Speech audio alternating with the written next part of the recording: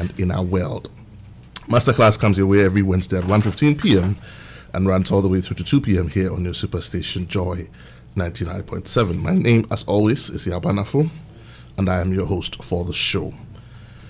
So last week we spent some time in a new conversation. We had started talking about customer service in this period of COVID-19 and how businesses should look at the issue of customer service and how they can navigate these waters in selling the products and putting the products out there and selling them to customers. What are we supposed to look at in terms of customer service? How do we even, should I say, deliver good customer service in this period where everything is affected, where businesses are going under? And we spent some time in the studio with one of our wonderful resource persons in the person of Yvonne Ohui Maccarthy.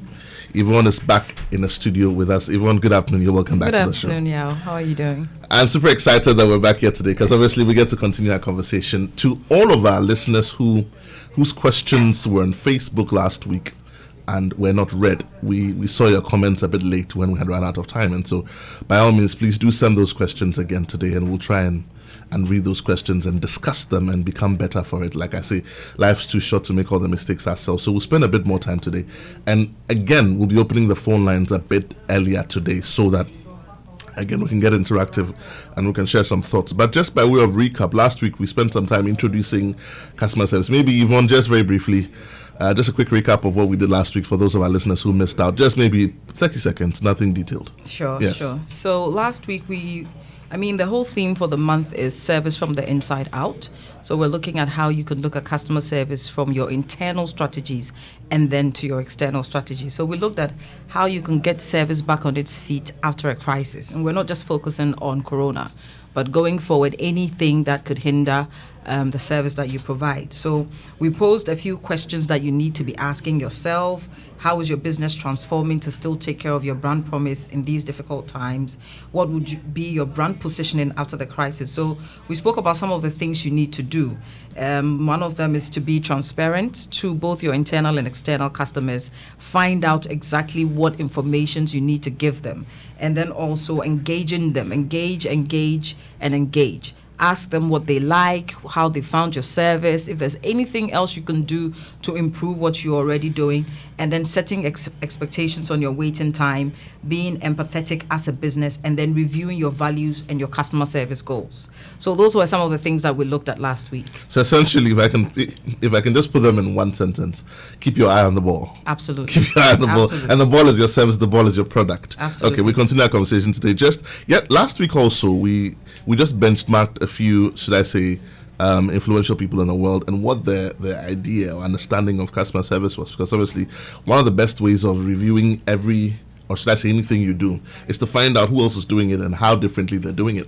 And so we went across the world to a gentleman, an entrepreneur, businessman called Jeff Bezos, and we tried to find out what his view on customer service was. And this is what he said. He says that the best customer service is if the customer doesn't need to call you, doesn't need to talk to you, if it just works.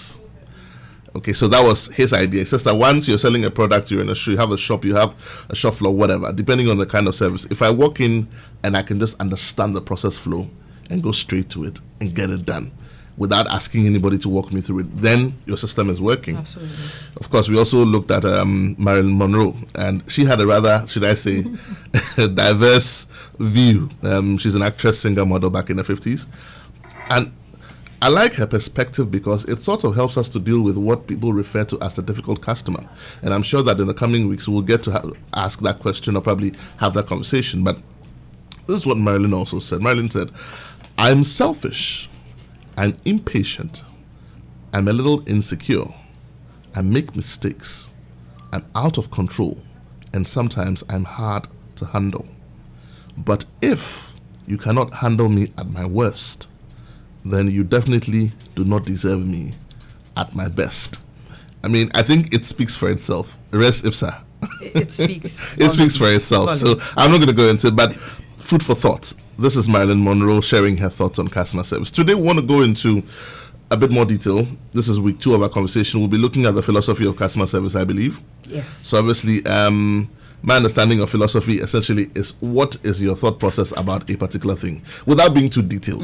Okay, so what is customer service? Okay. Essentially, I'm just breaking it down to the barest minimum. But you take us away, because obviously I want us to be able to look at the various perspectives at which people look at customer service. And I'm interested in that because last week, I think one of the callers that called spoke about perspective and perception.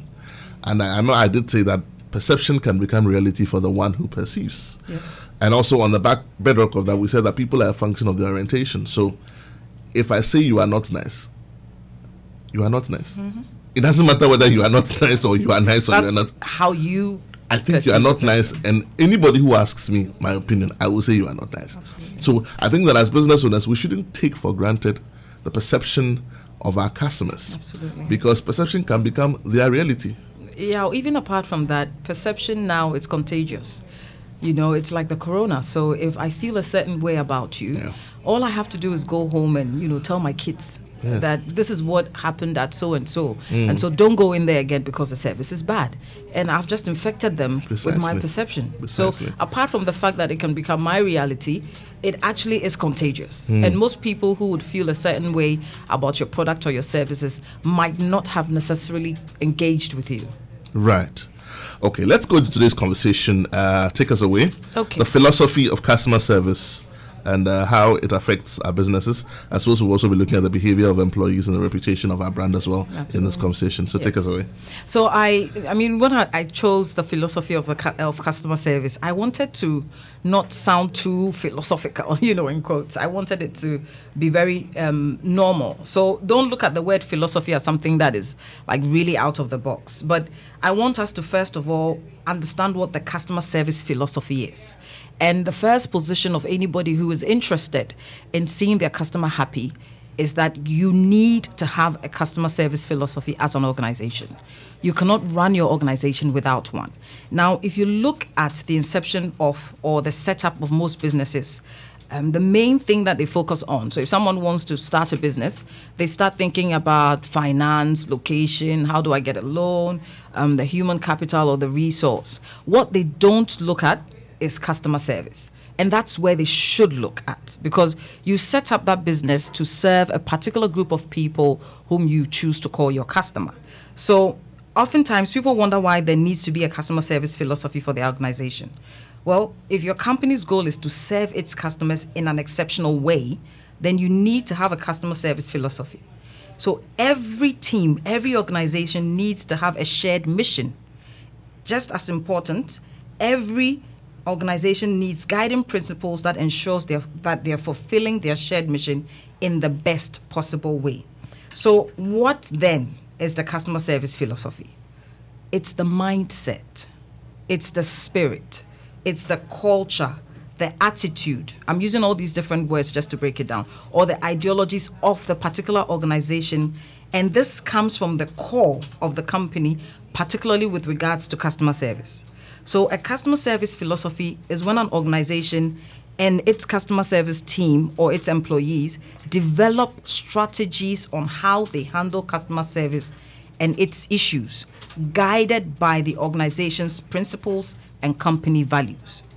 So a well-crafted customer service philosophy is a company-wide policy or process that businesses of all sizes, regardless of the sector, the industry, should have and practice day in, day out. So it doesn't matter what sector you find yourself in. It doesn't matter the size of your business. It doesn't matter whether you're selling a product or offering services. You need to have a customer service philosophy.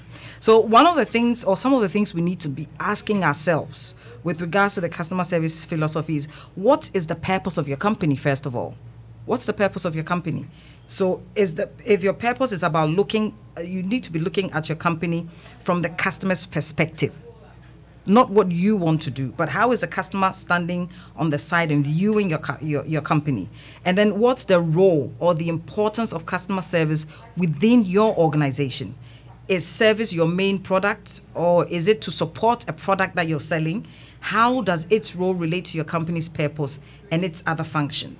So if we're looking truthfully at some of the things that come under the customer service philosophy, or if I want to judge if a company or organization has a customer service philosophy, some of the things I'll be looking at is their vision. Where is the company going? Where do they want to be? Their mission, how do they want to get there? Their core values. These are key things that you need to have. Their slogans or their taglines, the customer service goals, the details of their customer service charter, the processes they use, the procedures they have, policies that they set, just their general approach to handling customer issues. So these are the key things that you would look. If you're to take a book now and draw up a checklist to assess your business and ask yourself if you really have a customer service philosophy, these are the areas you'll be looking at. Now, truthfully, your philosophy should be multifaceted. So it's not a one-way thing. It should cover a combination of areas, proving your business to be accessible and caring. So if you're unsure of how to create a comprehensive customer service philosophy, you need to take the time and interest to ask yourself and your team, again, the following questions. So what are your company's values and how will they affect your employees and your customers? Now, if you walk into some organizations and you ask them, what are your company's core values? They'll just look at each other, values. But then if you work for an organization and you don't even know what the core values are, probabilities are you would wake up in the morning, go and face a customer, and you would do the opposite of what your organization claims it stands for. And mind you, once you have a website, you have your core values stated over there. You have your vision and your mission. So if you said that one of your core values is professionalism, when someone walks in, they want to attribute your actions to what they've seen on the website. And so what are your core values as an organization? You need to ask yourself that. So a philosophy, to be honest, is different from a set of rules, because the philosophy would allow your employees to act out of their own convictions and see conflicts on a case-by-case basis, as opposed to just following a formula. This hierarchy of ideas is what informs your employees of when to come down hard on a rule. Understanding your customer side of the equation will also help you inform your customer service strategy and philosophy. So core values are helpful because they would offer your employees a few words to help them remember the priorities of the company as a whole. The second question you need to be asking yourself, what does it require to develop a customer service philosophy? Because we've established that serious businesses have customer service philosophies. They have a mindset. They have ideologies. They have an attitude. So what does it require to develop one? Now, first of all, ask yourself. I've asked you to ask yourself what the purpose of your business is already. But how does this, the core values that we've spoken about, how does this translate into daily actions for your employees? I think one of the things that sometimes we get lost in is we get consultants to write out very beautiful philosophies and stuff for us. But then when we're speaking to the people that go out to carry out these values that we've put on our websites, we don't explain to them what it means. So if I'm saying that for us, integrity is one of our core values, you need to explain to the people that work for you in terms of what it means in their action to show integrity. So we need to ask ourselves those things. How does this translate into daily actions for your employees? And then also, what are the principles that should guide your employees, especially the frontline staff? So if you go back into some of the things that I spoke about that you need to have, your vision, your mission, the slogan. Things like slogans sometimes seem very simplistic. But if I'm sitting here and my slogan is on the wall, let's say I'm a receptionist and our slogan is "We make you smile every time," and I'm looking at that slogan or the tagline all the time, and someone walks in, automatically, because it's the spirit of the business, that's where we want to go and that's where we believe, or that's what we believe we want to do for the customer, I look there and I don't have a choice but to smile, or to make sure that when you leave me, you're actually smiling. So those are some of the questions we need to ask ourselves. But it's important that once we're talking about the customer service philosophy, we realize who the responsibility lies on. It's a top to bottom responsibility. That's how it's done. Your employees cannot set customer service philosophies for you. Usually we would recommend that from the inception of your business or during setup, you actually sit down and write these things down. What do I want to do for customers? What do I want to offer them? How do I want my customers to perceive me? What's the brand reputation that I want to put out there? And these are things you should write down, have on paper, before you even start recruiting people, because what you want to do is explain the vision to them, explain the mission, explain the core values and what it means to them in their daily lives before they even start working for you. I always say that if you have a customer service philosophy, which you hold dear to your heart, and most CEOs or heads of organizations do that, they've traveled wide and so they've experienced good customer service. But the people that work for you probably haven't. So you are holding that, perfect customer service that you've seen from somewhere to heart. And you keep saying to them, this is where we want to go. But you need to explain to them, this is the vision. This is how we want to get there. This is what it means, or this is how it means you should behave. So once you're able to, explain these things to them, they're on the journey with you. So they're not just in a bus where you're saying to them, we're traveling. And then when they say, where are we traveling? Where are we stopping? You say, well, we're just traveling, so let's go together. They won't be interested in such a journey. So you need to talk to them about it. So when you're developing the philosophy, it requires management to dig deep and ask the relevant questions and also provide the right resources for this to be done. If you haven't done it before, so let's say you have a website, but you've never really thought about putting your vision, your mission, core values, and all of that on there. This is the time to now sit down as management and dig deep. Ask yourself, what do you want to stand for? Where do you want to go? How do you want it to be done? Now, most businesses never include their employees when coming up with some of these values and goals. That's why it becomes difficult for some employees to show ownership and have the ownership mentality. And I've said that that's one of the biggest problems that we have, especially in the public sector, where people actually do wake up and go to work, but they would say things like, it's not my father's job, so why should I even die or break my neck for this business? It's because they don't feel a part of the journey that the business is seeking to go on. But if these core values are instilled in them from day one, it will inform their decisions when they're dealing with customers. One other thing you need to do, once you've met with your management and you've decided what your core values are, you need to be able to write it down. It's a philosophy. It's an ideology. It's like what political parties do. They'll tell you, this is our constitution. This is our blood. What is the constitution of your organization? What is your blood? What do you believe in? What are your ideologies? So you need to write it down. So regardless of the industry or the sector, make sure your philosophy is written out. Not just written out, but communicated to all current employees and new employees before there's any interaction or contact with customers.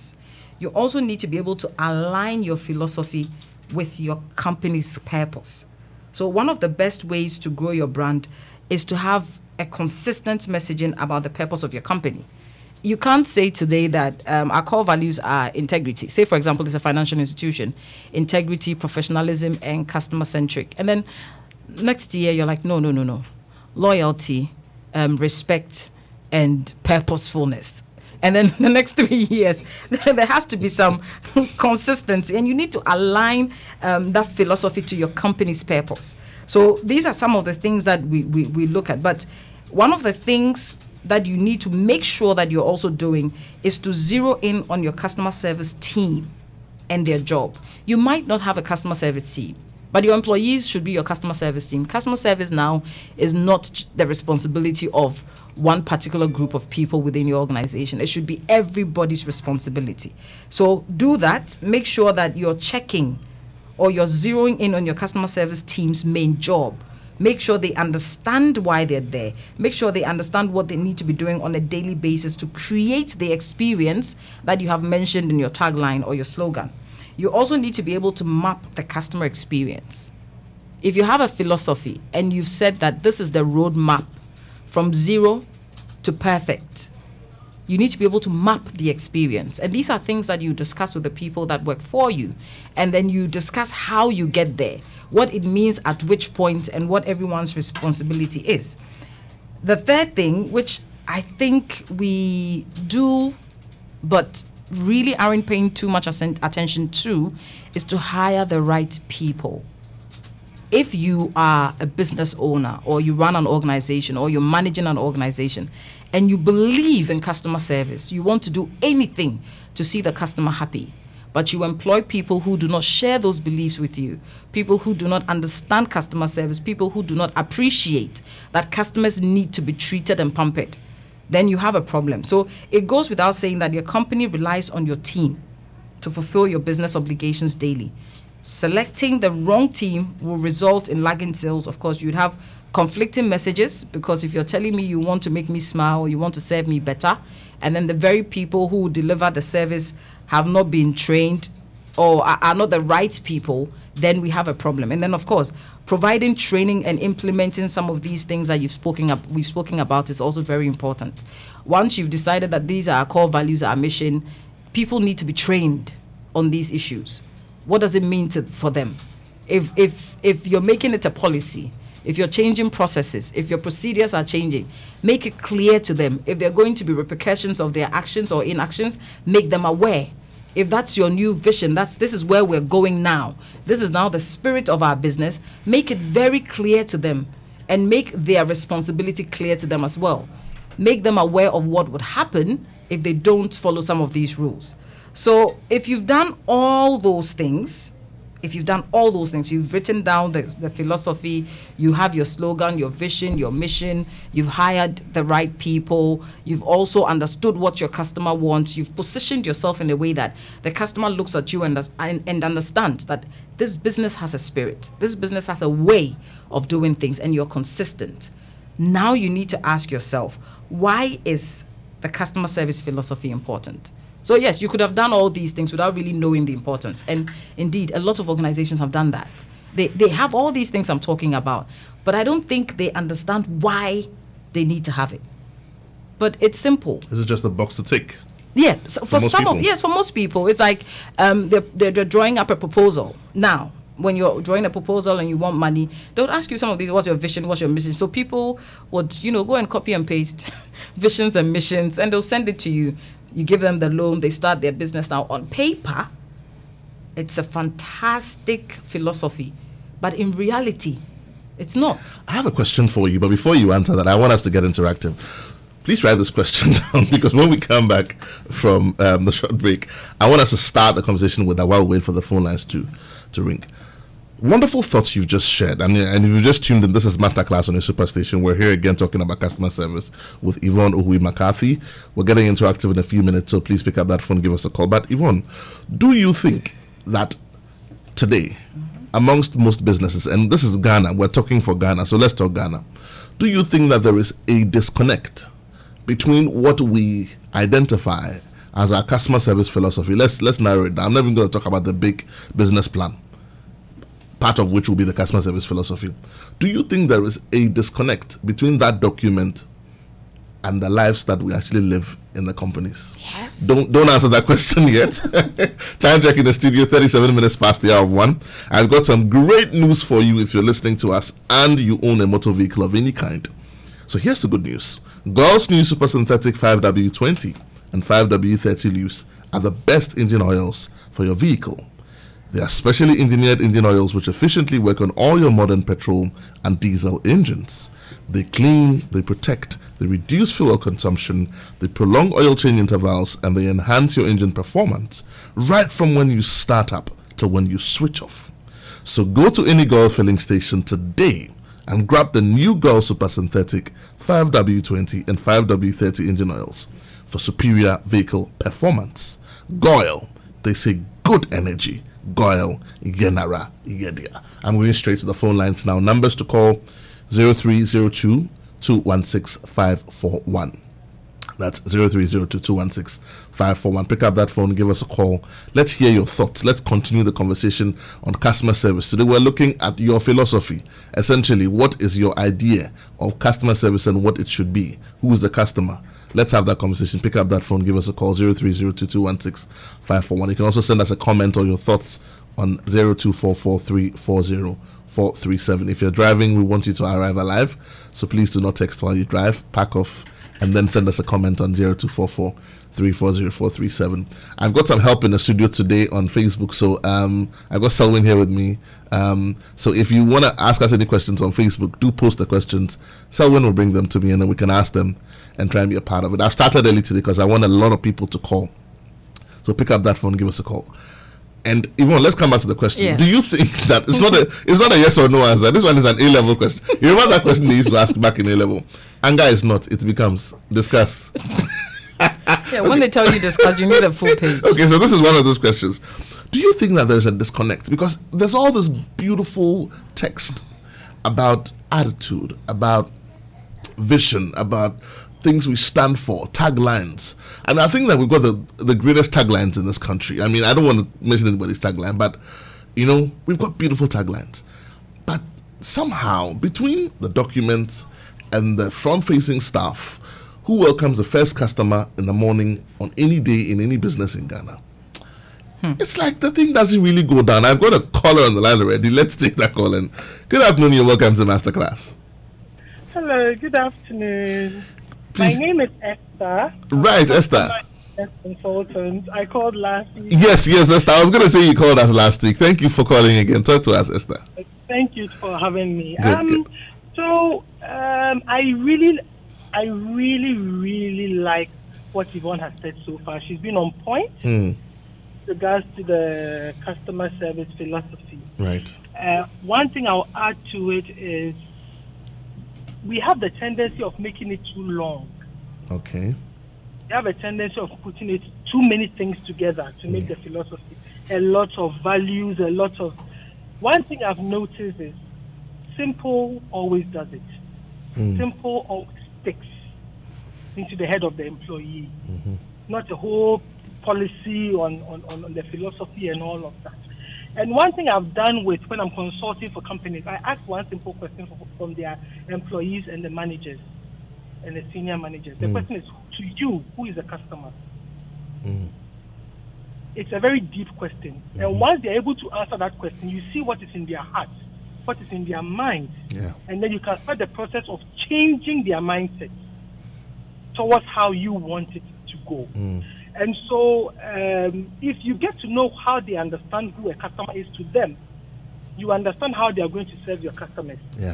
Because like you were saying before I called in, most of them, they will have the values, they will have the slogan, they will have the logo, whatever it is, they will have the taglines, but they will do what they want. If they don't understand, like she said, if they don't understand and appreciate what a customer is to them and what the customer gives to them. And because of that, to me, what I always tell our customers is something that Mahatma Gandhi said sometime, I think 1890, when he was in South Africa. He said the customer is the most important visitor on our premises. He is not an interruption to our work. He's the purpose of it. He's not an outsider on our business. He's a part of it. We are not doing him a favor by serving him. He is doing us a favor by giving us an opportunity to serve him.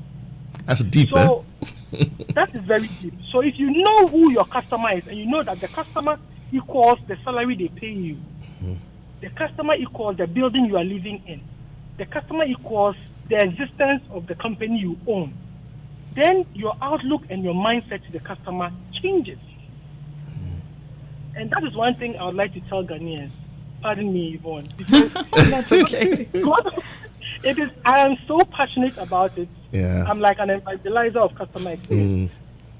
Because we get it wrong as people who are training them, who are guiding them, they also get it wrong. So that is the input I just wanted to add to is that, look, don't make it long. Simple does it. One word, 2 words, it sticks in their head. And then you have to monitor, because if you don't measure it, things that are not measured are never done. And there are lots of measurements you can measure when it comes to customer service and customer experience. So that when the people know you are measuring it, they will get it right. It's slowly, but we will get there. We'll get there. Thank you so much, Esther. That was Esther sharing some beautiful thoughts. I've got Kweku on the line. Let's pick Kweku quickly and then we'll continue. Good afternoon, Kweku. You're welcome to Masterclass. Hi, good afternoon, Chief. How are you doing? I'm well, thank you, my brother. Talk to me.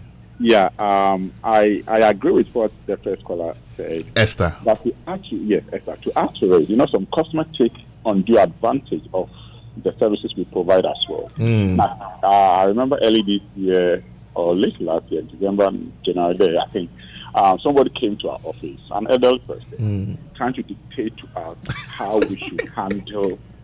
I mean, we we requested information. He said, no, you have to request this. I said, no, this is the work we do. You don't have to come to our office and tell us. Now, honestly speaking, the next day the man came, I told him never to step in the office again. Oh no. Kweku, you know what? I'm very interested in your argument. I think we're going to be doing this. Yvonne, when are we going to be doing the difficult customer? Is it next week? We'll talk about that next week. Kweku, please, will you be able to listen in next week? Sure. I want to hear your argument on that side when we go there, because you see, it's a big thing. I mean, there's a big conversation about the customer always being right, the customer being king. Some say the customer is God, but the question is, who is the customer? Me and you, we are all customers at some point, aren't we? All customers. So we go to our office. We humble ourselves, or we listen to what they will tell us. Yeah. But this man came. He doesn't want to humble himself. Because he feels he's elderly a bit and pastor. We don't do things like that. Please call me again next week. I want to hear your argument. Thank you for calling today. I like this argument. He's on the other side of the divide. I've got Chris from Tema on social media. Chris says, please, what qualities makes a person become an effective customer service personnel? Customer service must be a lifestyle rather than an event. That's Chris from Tema. Please keep your comments coming. Do we have any comments on Facebook, Selwyn? I don't think we do yet. We don't. Okay, so if there are any comments, please post them. By all means, we'll try and read them. But keep your questions coming. Numbers to call again, 03022165541. Yes, Yvonne. Okay, so let me look at Chris's question. Chris is asking what qualities makes a good customer service personnel. And customer service is one of those dynamic things that changes all the time. Customers are changing too. What they want changes. Their likes, what they anticipate you should be doing for them. Everything is changing. And so as we're speaking currently, if you want to do well or venture into that profession, you need to be somebody who is emotionally intelligent, because you're dealing with the emotions of customers. You're dealing with how customers feel, what they think, how they want to be treated, and how they would react.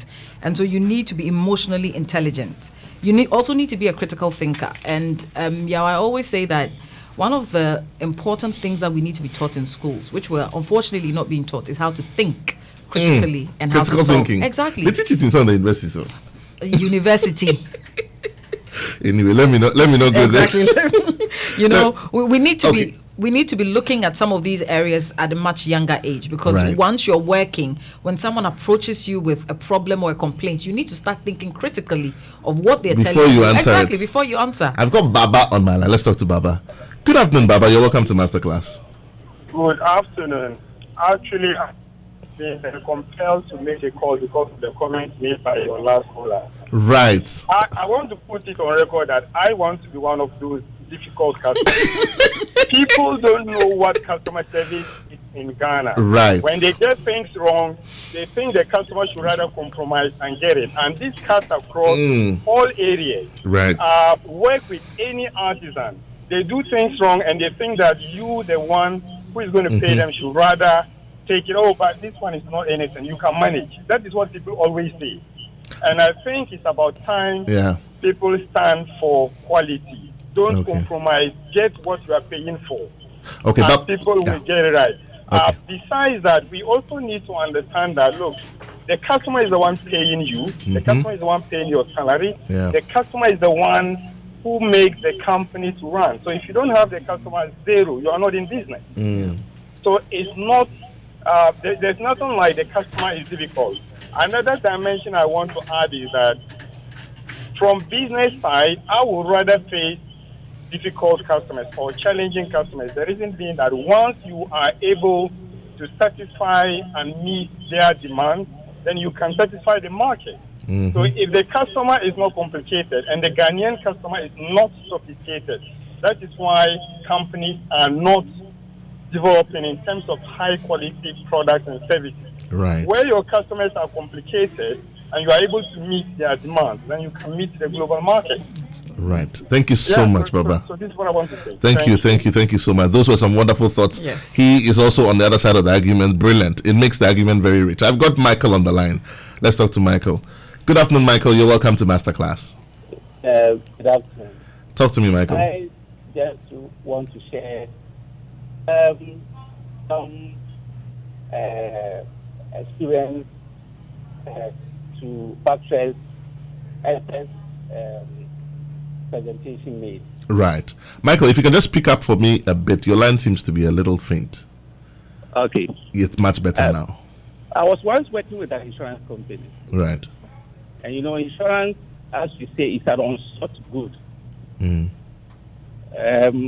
Don't let's go into the technicalities of that term. In other words, having somebody dream or wake up from bed and say, I'm going to do insurance, it has to be sold. You have to convince somebody to like the idea of buying insurance. So imagine from such a difficult point. Back in Kumasi, when I was newly transferred from the north, the insurance office, there was what we call insurance hall with nice ladies serving customers. Then appeared a professor. We had great titles, Professor, Doctor. And apparently we didn't know that one of the doctor, a PhD, has been elevated to another professorship title. So they issued the insurance certificate bearing the existing title, Professor, Doctor. And an elderly man was furious. Why, according to him, we should demote him, more or less. And two of the ladies who were trained in customer service and all that were at the front desk were arguing with the man. It was fusing. It took a lady who was rather a secretary, who was not a frontline staff, a secretary, backstage worker, those days using typewriter, to come forward and rather try to nicely talk to the old man and pleaded or apologized for himself. And quickly said she was prepared to retype the certificate again, so they should amend the record to bear the new title. When it was done, I tell you, the man was so nice. By the time the man stepped out there in his car, he called, apparently government has given some of these professors new loans for new cars.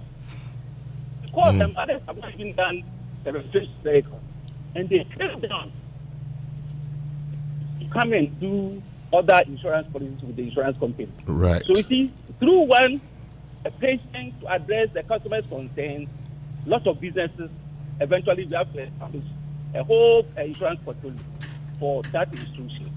So it is true that, indeed, when we hold customers in high esteem, it goes a long way to better the lot of the organization. Thank you so much, Michael. That was Michael sharing some thoughts.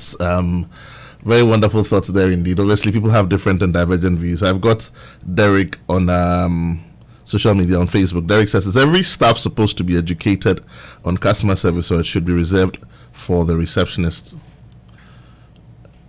and the frontline staff? And should it not become part of our curricula for tertiary education? This is Derek on Facebook. Obviously, yes. So I'm sure you can react to that very quickly. Everybody. Customer service is now everyone's responsibility.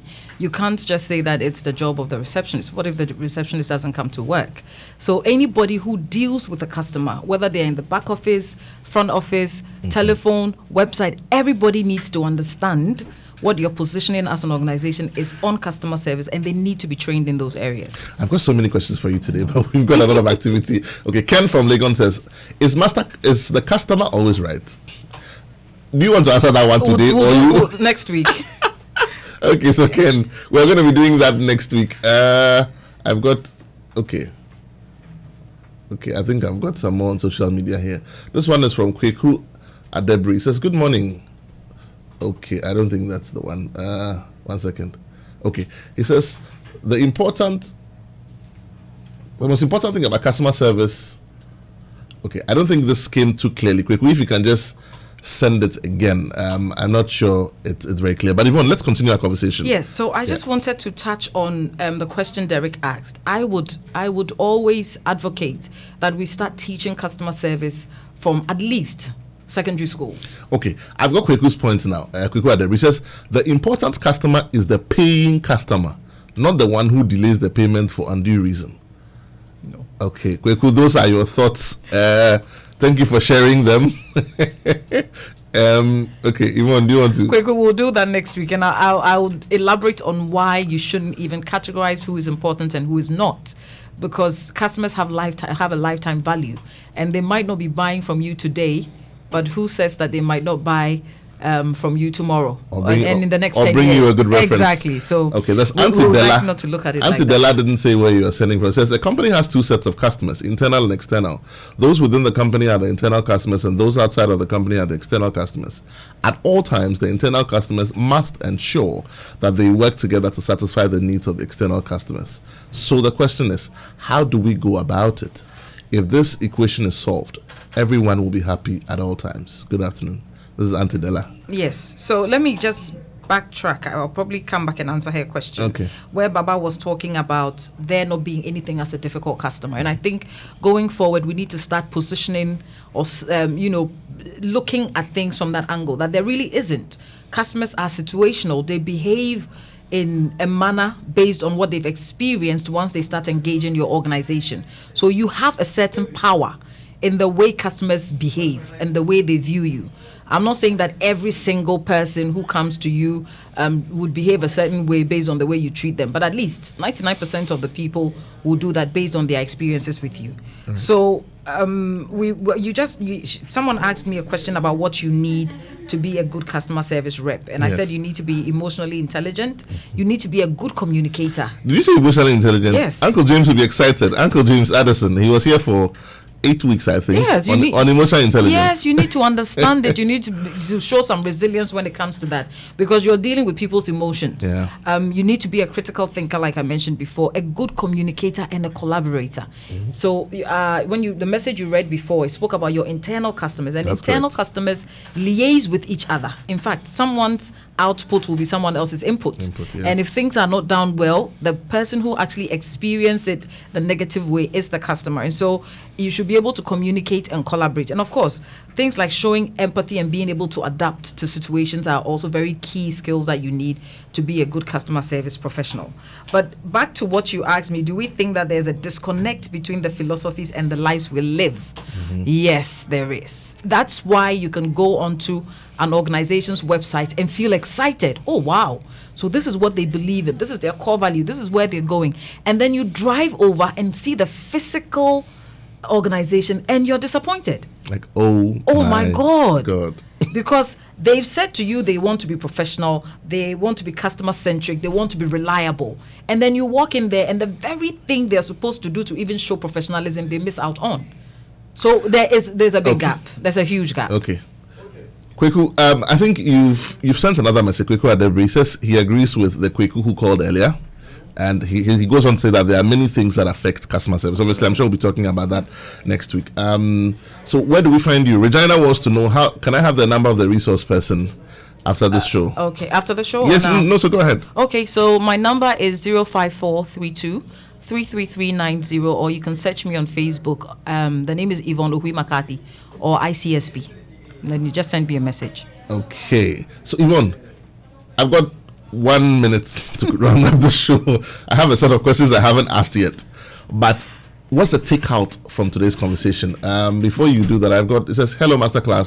Please, we need the discussions on your social media platforms so that we can learn more about this discussion. Jesse Sakomono.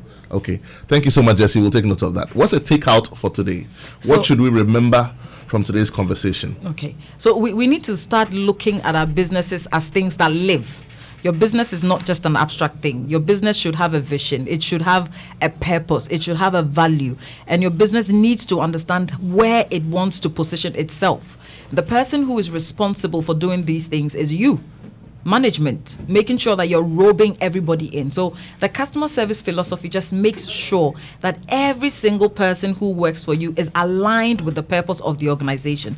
Once you do that, your customers can actually see and feel the positive spirit of the organization. So if you haven't done that yet, this might be the right time to take a pen and paper and ask yourself some of the questions that we've asked today. There's so much we still want to ask you, but we ran out of time. I'm sure that at some point in the year we'll be able to do a bigger event and then we'll be able to ask all of these questions. But by all means, thank you so much for listening today. Up next is the news at 2. This has been Masterclass on your Superstation. We come your way same time next week. Do make a date with us.